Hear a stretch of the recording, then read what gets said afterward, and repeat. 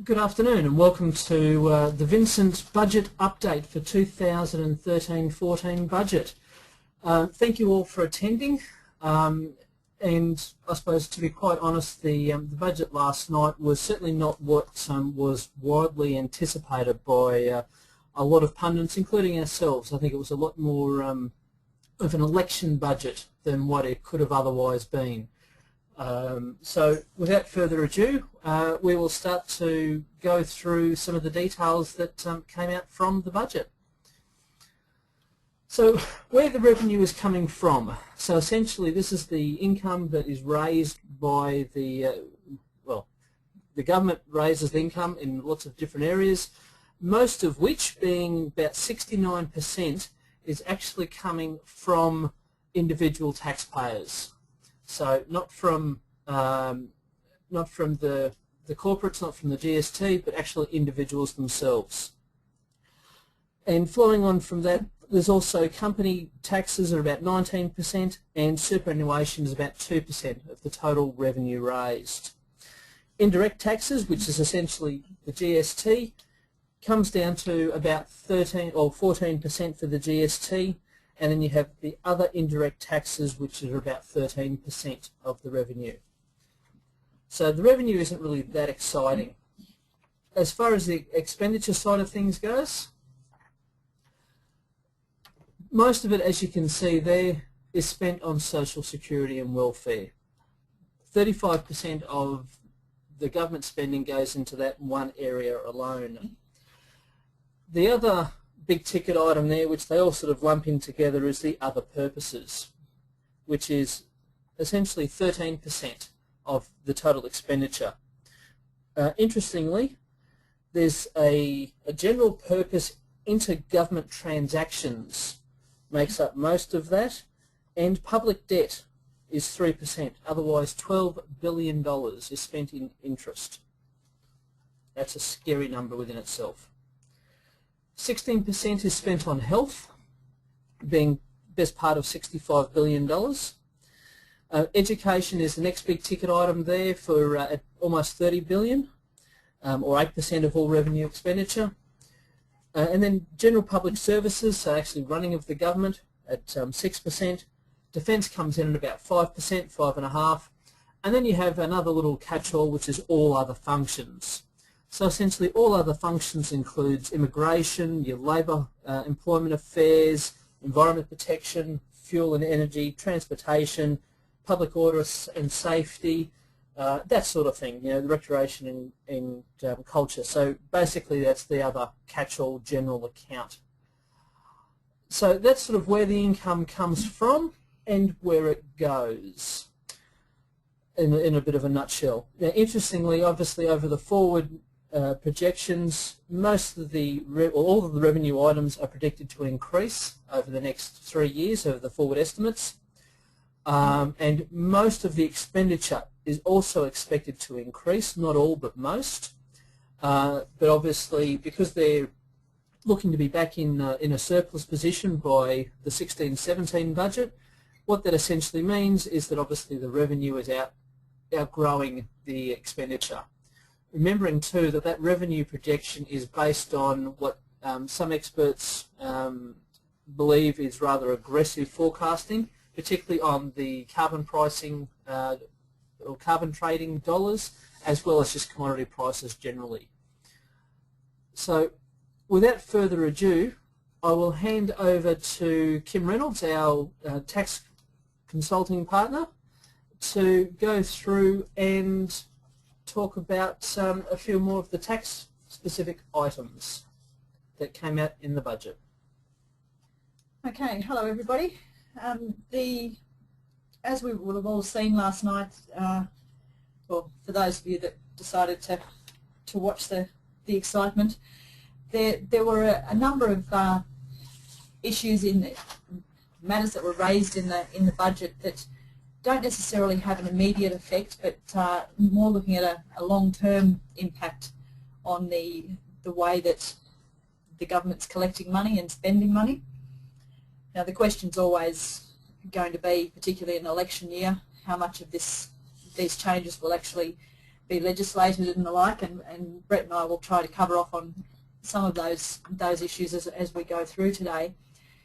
Given the recent history, and maybe not quite so recent as in the GFC period and post that period, we've seen a lot of talk from the government about losing revenue, that they don't have as much in tax receipts as they've had in the past. The goose that laid the golden egg is not around right at the moment. And as a result of that, we're seeing a lot of integrity measures or compliance activities, I guess, that the ATO are focusing on. And last night in the budget, the government sort of reinforced all of that by introducing a number of corporate tax integrity measures that will have a far-reaching impact, I guess, in the corporate sector. The first one that I just wanted to touch on was in relation to multinational profit shifting, which is basically where the government considers that there's a disproportionate allocation of debt to Australia. So with effect from the 1st of July next year, what the government is intending to introduce are a number of changes in respect of multinationals and the way that interest and dividends are treated, I guess, between foreign entities and Australian and domestic entities. The first one is in relation to thin capitalisation. The area that they're tightening there is in relation to what we call the safe harbour limits. Now, for those of you that deal in that space of lending or borrowing money offshore, there are limitations to the amount of interest that can be deducted, depending on what the debt-equity ratio is within a group or an entity with its associates. Now, that limit is currently 3 to 1, so basically 75% of debt to total asset base. It's proposed that the thin cap changes and that safe harbour limit will be adjusted to 1.5 to 1, so that'll be basically 60% of debt on debt to total asset basis. So that's going to, the thin cap rules basically limit the capacity for multinationals to move profits out of Australia by assigning excessive amounts of debt to their Australian operations and then claiming an interest deduction in relation to those. So once the interest or the borrowing exceeds that defined threshold, whether 3 to 1 currently or 1.5 to 1 in future, then the interest expenses will no longer be able to be deducted from the income.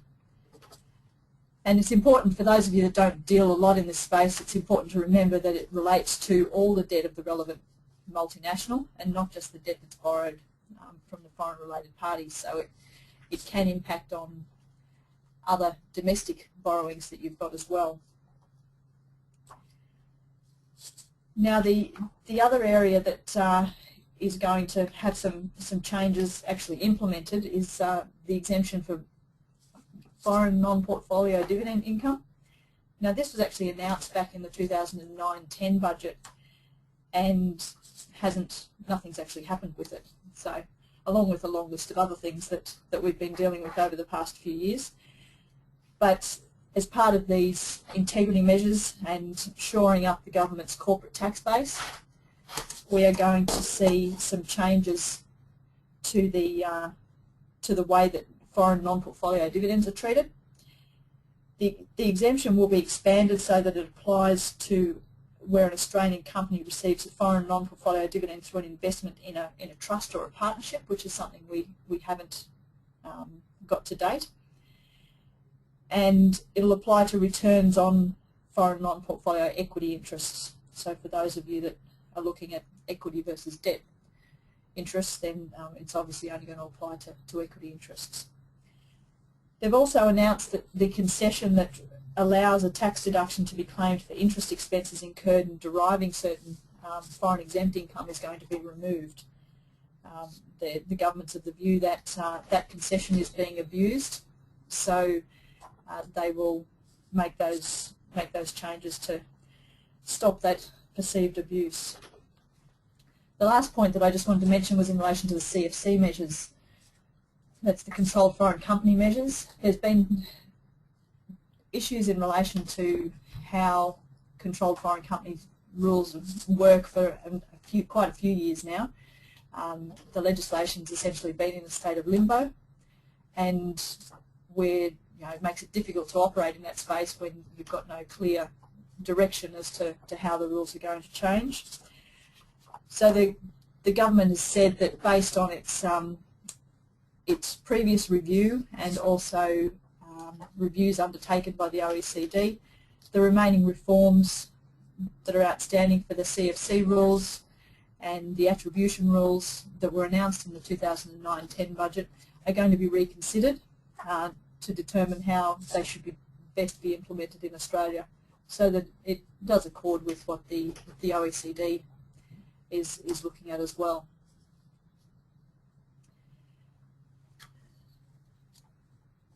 Now, the second item that I wanted to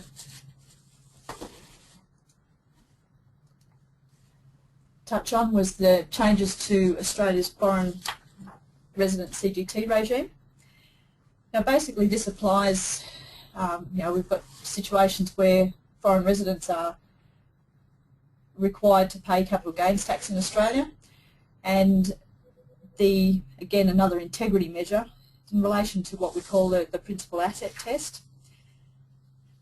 There'll be changes made to this particular test to ensure that foreign resident taxpayers actually do pay capital gains tax where they hold an indirect Australian real property interest. Because of the indirect nature of the holding, there has been some, I guess you'd say, manipulation of how those the calculations that are done in relation to that principal asset test to work out whether you actually do have an indirect Australian real property interest, whether it breaches certain thresholds. So what's going to happen is that dealings between entities in the same consolidated group that won't form part of the principal asset test calculations. So that'll make sure that certain assets can't be taken into account a number of times within the testing, and thereby diluting basically the asset value in the group. The second part of that test is that things like intangible assets that are connected with the rights to mine for natural resources are going to be treated as part of the rights to which they relate. So what that's saying is that the property, the intangible asset, would not normally be regarded as a real property interest, but it's essentially a look-through approach that they're proposing. So you look at what the right relates to.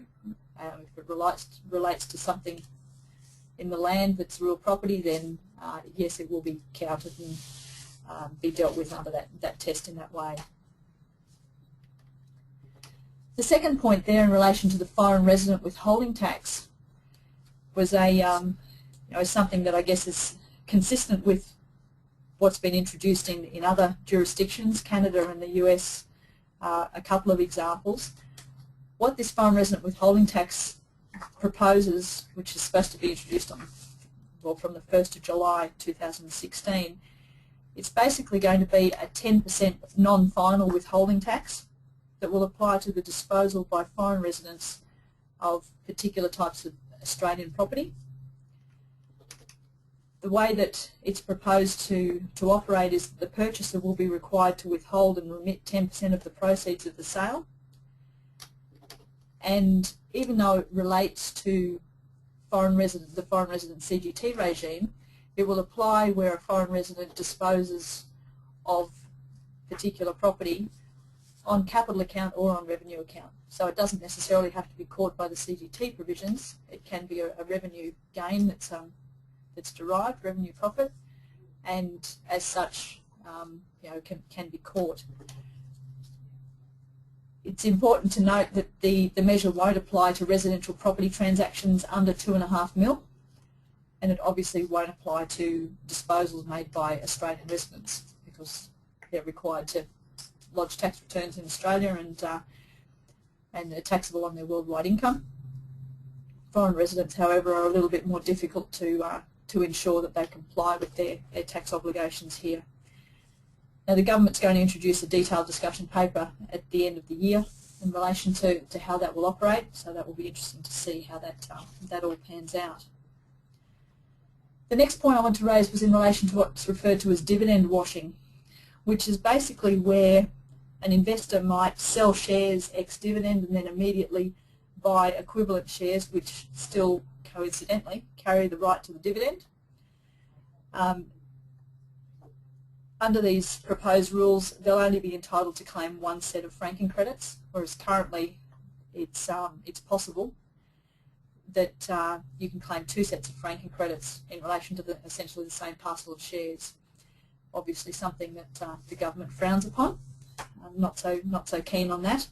So that proposed change will apply from the 1st of July 2013, so this current year end. The way that they're going to look at closing this loophole is by making changes to the holding period rules. You'll all be aware of the 45-day holding rule, etc., to allow, the taxpayers have to hold the shares at risk for 45 days in order to gain access to the franking credits on dividends. Those rules are going to be changed, and they'll modify what's referred to as last in, first out rules, and basically treat last in, first out transactions as one parcel of shares, so that you don't get a benefit from adopting that approach. The government's indicated that it is open to alternative approaches to dealing with this issue, but and a discussion paper is going to be released in the next couple of weeks to I'm sure state their case as to how it should operate, which we'll get an opportunity to respond to.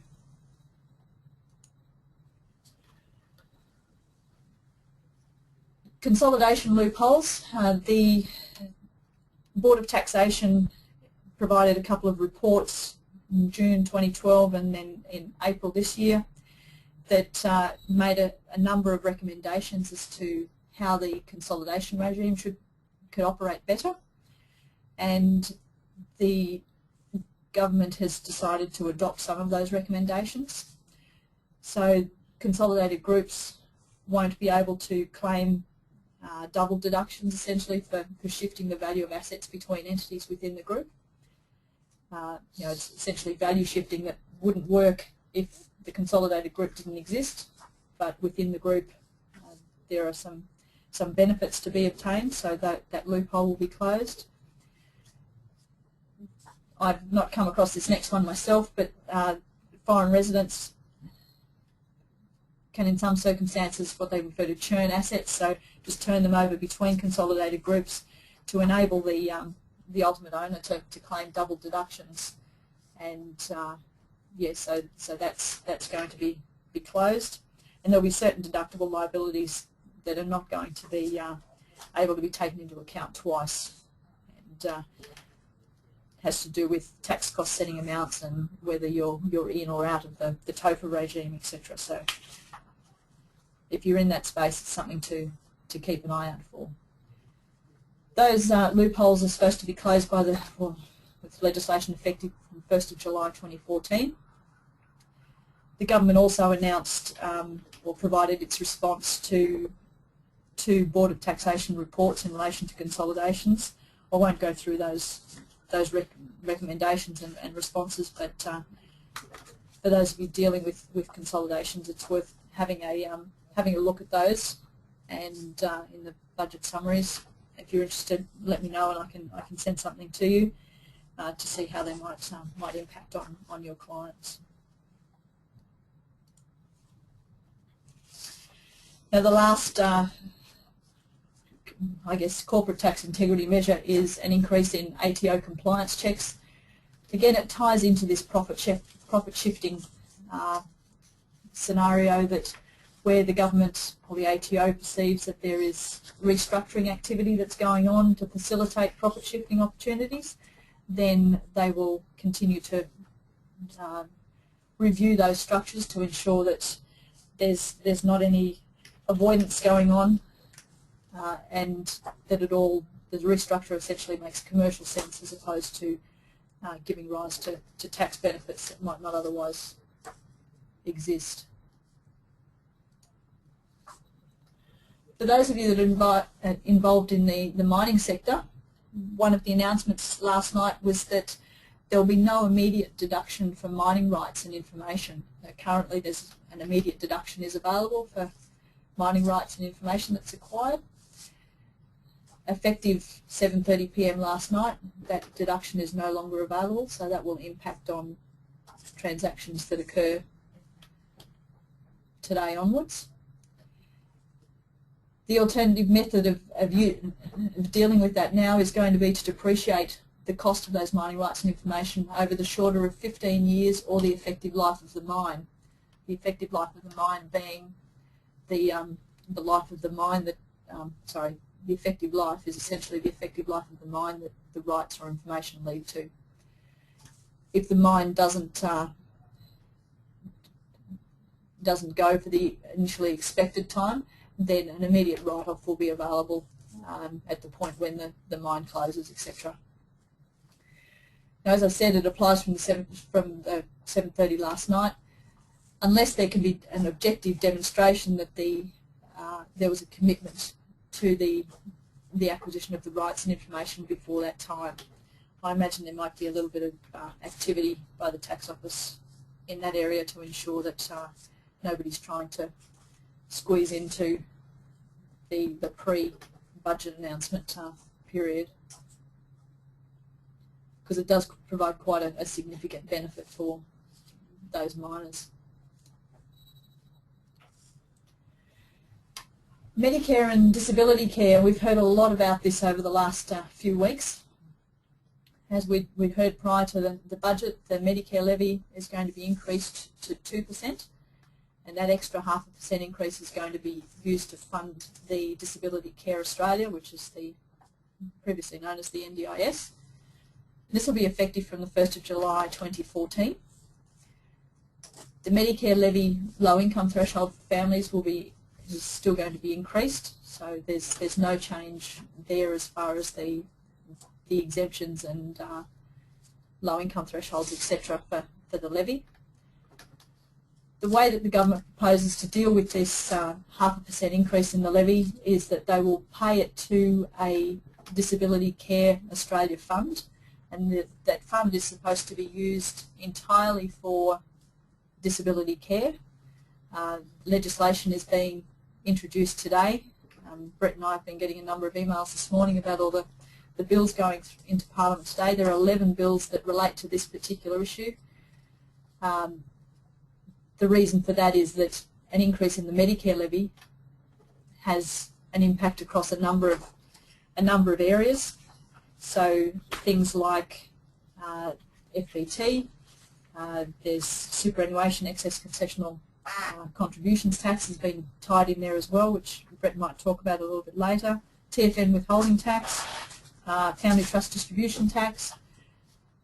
All of those areas are impacted by the Medicare levy, so hence the number of bills that need to be introduced to deal with it today. So that will be happening, and one point to note that once this Disability Care Australia is up and running, the government intends that payments and benefits provided by the fund will be income tax exempt and also GST free. I might just hand over now to Brett, and he's going to talk about superannuation for a little bit. Yeah, thanks, Kim. And look, to be honest, there really isn't anything new to talk about in relation to superannuation, which is such a nice change when it comes to a budget.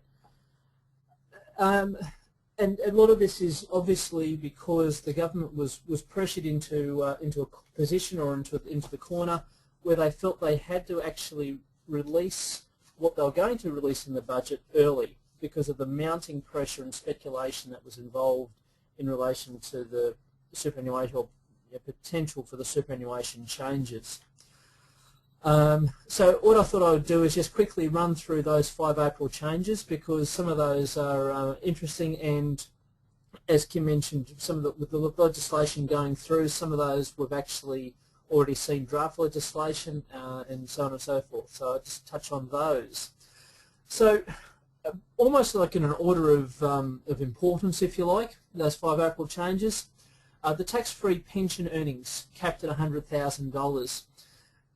The premise behind this is essentially limiting the amount of the exempt pension income that is attributable to pensioners and the deduction that essentially supports that, and capping that at $100,000. Any earnings greater than $100,000, the idea there is that it's taxed at the normal concessional tax rates, at this stage 15%.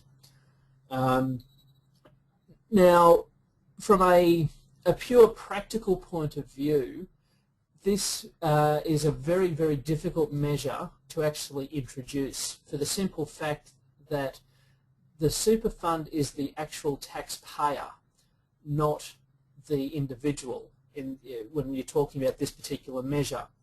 So a number of clients quite deliberately have multiple superannuation accounts, multiple pension accounts over different super funds, and on top of that, it's just the actual mechanism in which this measure is actually going to be reported, particularly for the larger funds. For the ATO regulated self-managed super funds, in reality it's more possible because that member data is actually part of the tax return already. In relation to the APRA funds, the big industry funds, that information is currently provided to the tax office by 31 October for contribution reporting purposes, but essentially that's all. So it would mean a complete back-end change to how not only the tax office works, but also how super funds themselves collect and report that data. From what I hear around the traps, there's quite a big push against that measure by the industry, by the larger funds. So that will be going to consultation, and I'm not expecting a resolution on that any time in the near future, which is probably a good thing. Now, it's actually one thing I should have mentioned too, sorry, is that of these 5 April changes, they are essentially election promises because they weren't introduced as part of the budget papers per se. So the only ones that we will definitely see are the higher concessional contribution caps, because draft legislation was released last week and will be introduced either today or tomorrow into the Parliament. So that one we will definitely see. The withdrawal of excess contributions, we will see that because, as Kim mentioned, they've quite cleverly linked that to the disability care scheme. But the other measures are realistically Labor government policy.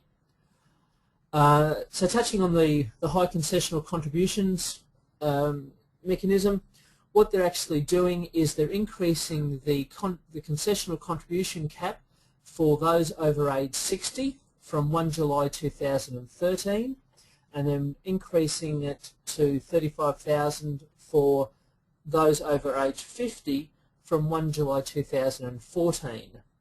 And they will stay there until the normal 25%, normal 25,000 catches up to it via indexation, which they're anticipating will be by about 2018. So what that really means is that people over age 60, as of 1 July, will be able to contribute an increased amount, 35,000. Now, what is interesting is in the draft the draft bill that's been released, they've actually changed how that's calculated. Previously, the contribution had to be made after the member's birthday to be able to access that that requirement. Now, what they're doing is they're changing it so if you're 59 years of age as at 30 June, you'll be able to put in $35,000 on 1 July, regardless of the fact that you're not yet 60. So this is a minor but quite an important change, because what it means is that you haven't then got to worry about timing of contributions as much as what we've had previously. So presumably that bill will get passed, so we'll have an increased rate for those over age 60 from 1 July. So from a a tax point of view, there's another $10,000 deduction that some may be able to achieve. But given the time frames, salary sacrifice arrangements, it may be difficult to actually modify those so it's in relation to a future payment rather than a pre-one. Withdrawal of excess contributions. This is actually a measure where you're able to withdraw from superannuation any excess contributions that a super fund has received, and essentially you treat them as part of your normal assessable income at your marginal rates, plus a little bit of interest as deemed by the tax office. We haven't yet seen exactly how they're going to calculate that, whether it's the GIC rate or potentially the Div 7A rate. I'm not quite sure on that yet. But what that means, and this is essentially replacing the previous announcement, which hasn't been legislated, that they're going to have a $10,000 once-off limit as for that excessive contributions cap. So this is a better scheme because it's there is no limit as far as the number of times you can use it or the dollar amount. So if you have, if for argument's sake you make $40,000 worth of concessional contributions and you could have only made $20,000, you can withdraw that extra $15,000 from super, treat it as part of your normal part of your normal marginal tax income, and treat it that way. So it's a far more flexible mechanism in which to use those excessive contributions. And then we get down to the last four on that list, which aren't really that interesting to be, will affect a number of people. Deferral of lifetime annuities, deferred lifetime annuities. Basically the government is looking to put annuities back on the radar. The reality is they've dropped off by and large over the past number of years because of essentially the estate planning benefits that you lose with having deferred annuities.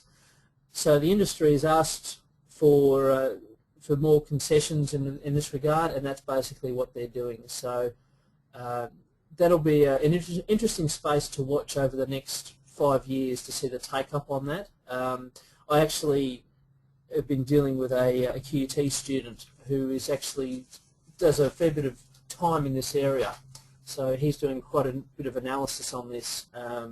So that'll be interesting to sort of see where it plays out.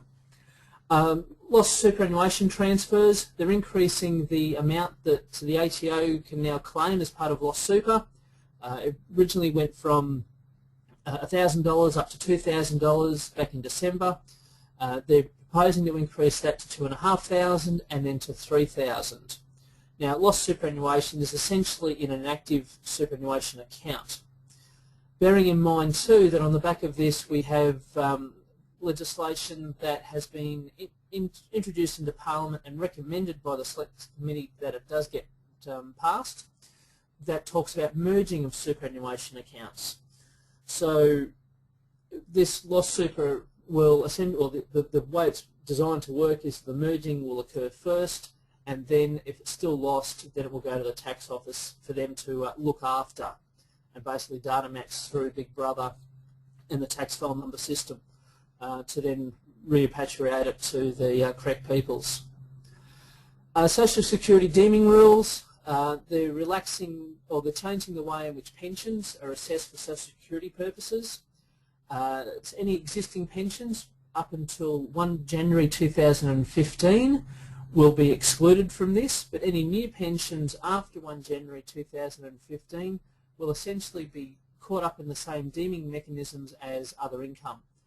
So the idea there is to try and reduce down the number of people that are receiving superannuation pensions and still accessing these Social Security benefits, you know, the age pension cards, things like that.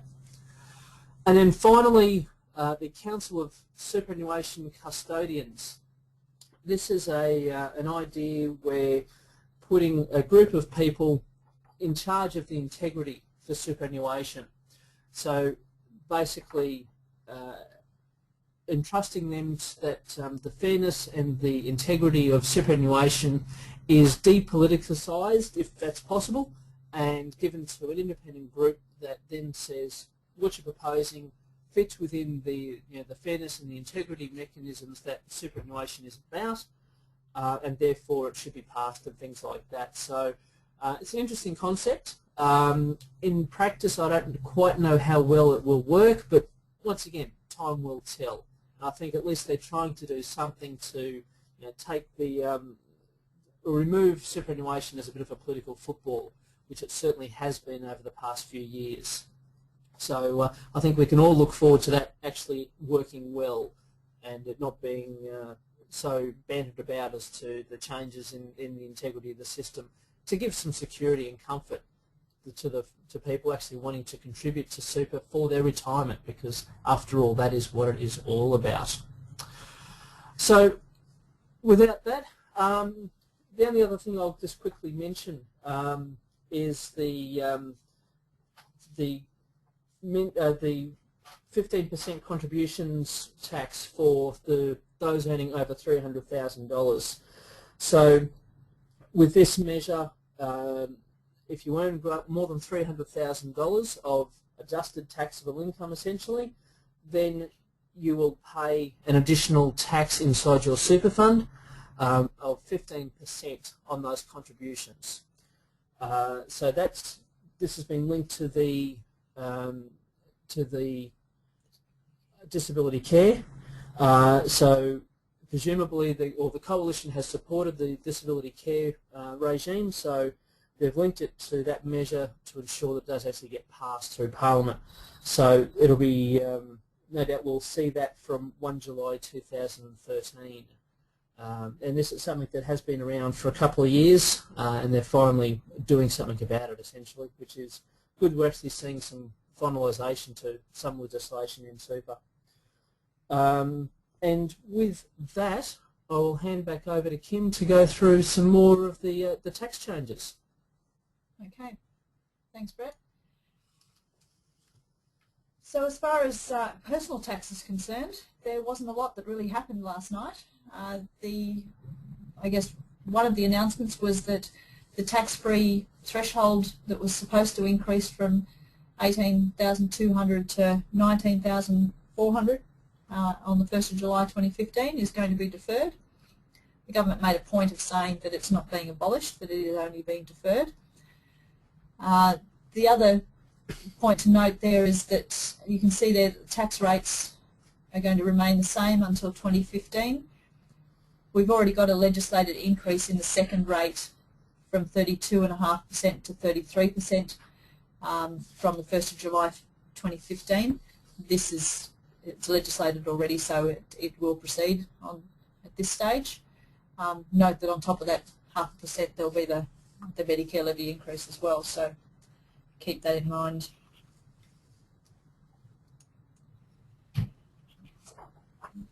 The next item in relation to personal taxation was the announcement that the government intends to phase out the medical expenses tax offset.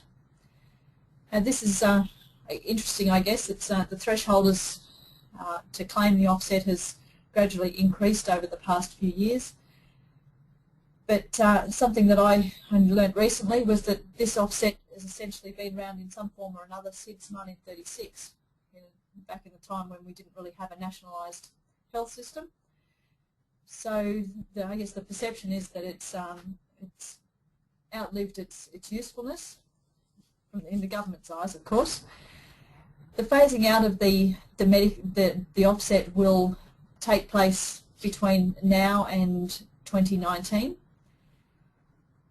In order to claim the offset after 2013, so after 30 June this year, you will need to make a claim in the 2013 year to be able to claim in the 2014 year, and you'll need to make a claim if you've been able to claim in 2014, then you've got to make a claim in 2014 to be able to make a claim in 2015. From 2015-16, the offset will only apply in respect of disability aids, attendant care and aged care, and that will phase out it will disappear in the 2018-19 year as well.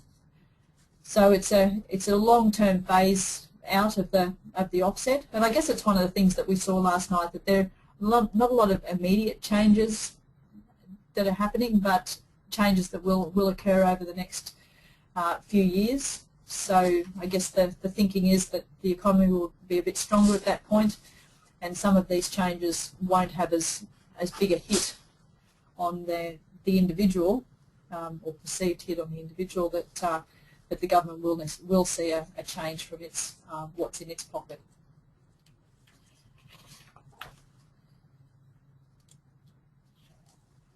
The other point in relation to personal taxation is something that we've heard a little bit about in the last couple of weeks, was the self-education deduction cap. So effective from the 1st of July 2014, the government is going to introduce a $2,000 cap for work-related self-education expenses. Now, self-education expenses basically look at costs that are incurred in the course of study or other education activities, and that'll include such things as conferences and workshops, tuition fees, registration fees, textbooks, professional and trade journals, etc. So it's quite far-reaching, and it's in the profession. I think it will have an impact in the different professions. In ours, lawyers, the doctors, medicos generally, I think will all feel the pinch on this particular one. And I imagine that the discussion paper that the government's planning on releasing towards the end of this month might create a bit of discussion, and there might be a few responses that go back to the government as to how that's going to be implemented and what it should and should not apply to. So yeah, it's a bit of a watch this space, that one at the moment. Another thing that's not really a personal taxation issue but more a social security issue, in relation to help discounts. The discounts for upfront payments or voluntary payments of $500 or more are going to be removed from the 1st of January 2014. So if you have some clients in that space or family members that are dealing with those, then it might be worth thinking as to how it can be dealt with before the 1st of January, before these restrictions apply. Now, the other big area in the announcement last night was in relation to compliance and the tightening of compliance activity, or increase of compliance activity by the ATO. The government's intending to extend the monthly PAYG instalment regime. Now, this had been announced previously that they were going to make monthly PAYG income tax instalments mandatory for corporate entities, for large corporate entities. However, they're going to expand that now to include all large entities, so it will include trusts, superannuation funds, sole traders, large investors. It was supposed to start phasing in from the 1st of January next year, but it's already been announced that it will apply, in relation to corporate entities from the 1st of January 2014 for companies that have turnover of more than $1 billion. Corporate entities with turnover of more than $100 million will be 2015. Turnover over $20 million will be over 2016. The government's now announced that it will apply to all other entities that have a turnover of more than $1 billion from the 1st of January 2016. And if you've got a turnover of more than $20 million, it will apply to all other entities from the 1st of January 2017. There's also going to be compliance improvements by the Tax Office and I guess a number of other government organisations to assist in third-party reporting and data matching. So as we've all seen in the last couple of years particularly, the ATO has increased its level of data matching, collecting information from various government departments, both federal and state, and matching that up with income tax information that they've received, and more specifically targeting their audit activity in certain areas. They're looking at strengthening their existing reporting systems and also introducing some new ones. looking particularly at things like the sales of real property and shares, looking at sales that are made through merchant debit and credit cards, looking at taxable government grants and other, certain other government payments that are made, and how certain trust and partnership distributions are made via managed funds, etc. So we'll see a lot more movement in that space, and I imagine as part of that a lot more pre-filling of tax return information as they start working with organisations to collect that information. The third point there is probably going to be of particular interest to our clients that have trusts within their structure, and also advisors that are that advise that clients should hold trusts in their structure. The ATO is going to, is going to receive increased funding to allow it to focus on trust compliance. I think the words used last night were the exploitation of trusts, looking at trusts that conceal income or mischaracterise transactions, artificially reduce trust income amount, or underpay tax. So it seems that the focus will be on those particular taxpayers that are involved in tax avoidance and evasion involving trusts, and we know that that could be virtually anybody, because some people perceive that trusts are just all bad. It was interesting to note that in the papers released last night, that the government said that the compliance activity would not only relate to the taxpayers themselves, as in the trustees and individuals that might be seen to control the particular entities, but it will also target known tax scheme designers, promoters and individuals and businesses who participate in such arrangements. So I guess it's put us all on notice, because I know in our client base there are a number of trust structures. It's worthwhile revisiting those structures and seeing how they fit into the structure, the types of transactions that flow through there, and how they're being managed to ensure that it'll stand up to any ATO scrutiny if they should come knocking. The last point there is they're looking at increasing or enhancing the ABN administration and ABR access and just general standard business reporting side of things. I think we all will have seen in recent times there's a number of letters coming from the tax office in relation to ABNs being withdrawn or cancelled for various reasons. So the intention is to increase the upfront checking of ABNs, so that they're issued only to essentially enterprises that are eligible to obtain an ABN, rather than every man and his dog that might just lodge the form. Okay, so just lastly, we just want to talk about some of the social security issues, but particularly those that relate to families, because that's, I guess, the summary of everything that was announced last night in the social security space was impacted on families in some way or another. The baby bonus, which the Howard government introduced a number of years ago, is going to be abolished from the 1st of March 2014. Essentially, although it's being abolished, there is going to be an increase in the Family Tax Benefit Part A, payments up to, I think, $2,000. There'll be an initial payment following the birth of the child, and then there'll be payments made on an ongoing basis. I think it's a fortnightly basis after that.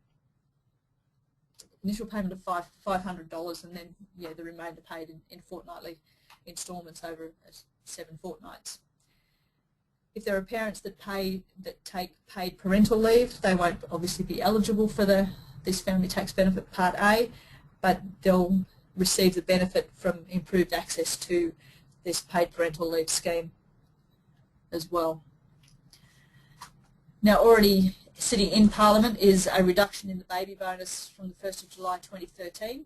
It's scheduled to reduce from $5,000 down to $3,000, so that's still targeted to happen.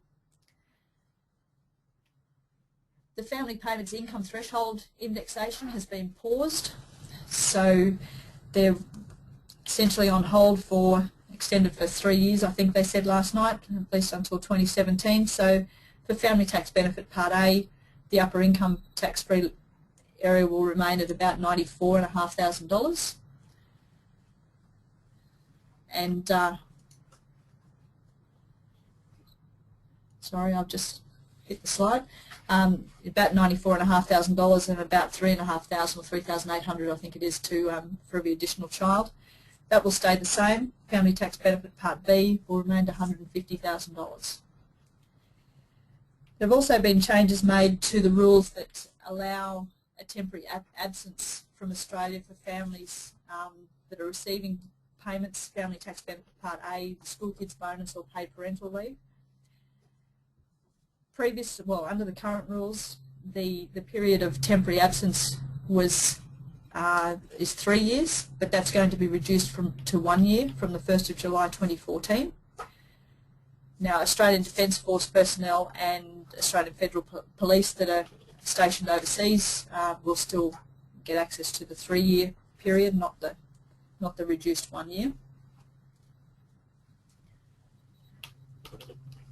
The scrapping of the increase to the Family Tax Benefit Part A has been that the increase for that has been scrapped, and that's been confirmed in the budget.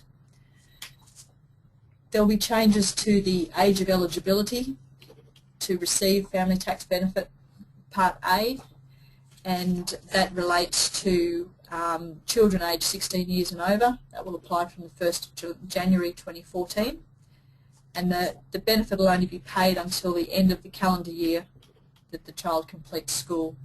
So the government says that there will be other benefits that may be available to the family in relation to that child, for example, the youth allowance. So the Family Tax Benefit Part A may not be the most appropriate for that child at that point. The Family Tax Benefit and Childcare Assistance payments, there's been a requirement for families to reconcile their income during the year when they're receiving the family tax benefit. It's received based on anticipation of a certain income level.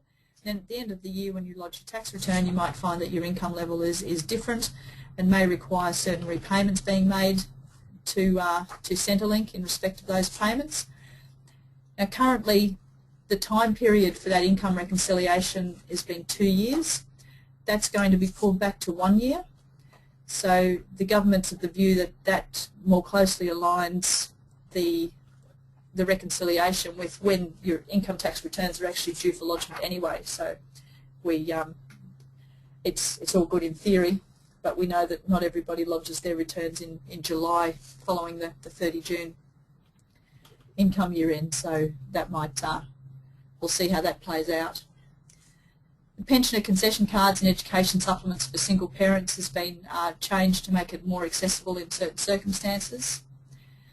Centrelink is going to be undertaking about 19,000 compliance reviews, and the compliance reviews are going to be looking at reconciling the Centrelink payments that are being made and information that's disclosed on income tax returns to see that